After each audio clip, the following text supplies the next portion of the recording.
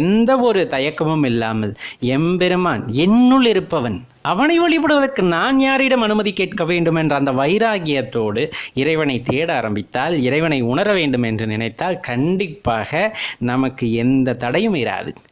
உங்களை யார் எது சொன்னாலும் இறைவன் பார்த்து கொள்ளட்டும். அப்படித்தான் இருந்துவிட்டு போகிறதே. பெண்கள் சிவபெருமானை வழிபட்டால் பாவம் சேரும் என்றால் அது சேரட்டுமே, எதுவாக இருந்தால் என்ன, அதை நான் ஏற்றுக்கொள்கின்றேன், அது சிவபெருமானுக்கே செல்லட்டும்னு நினைச்சிட்டு சிவபெருமான் மீது அன்பு செலுத்துங்கள்.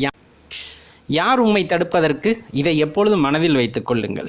சிவபெருமான் மீது வைக்கின்ற அன்பு உண்மையாக இருக்கும் பட்சத்தில் நீங்கள் செலுத்துகின்ற அந்த அன்பை விட பல மடங்கு அன்பு உங்களை தேடி வரும். சிவபெருமான் எல்லையற்றவர், கருணை பெருங்கடல், அன்பின் வடிவமானவர், இப்படியெல்லாம் சொல்லும் போது நம் மனது இணைக்கின்றதே.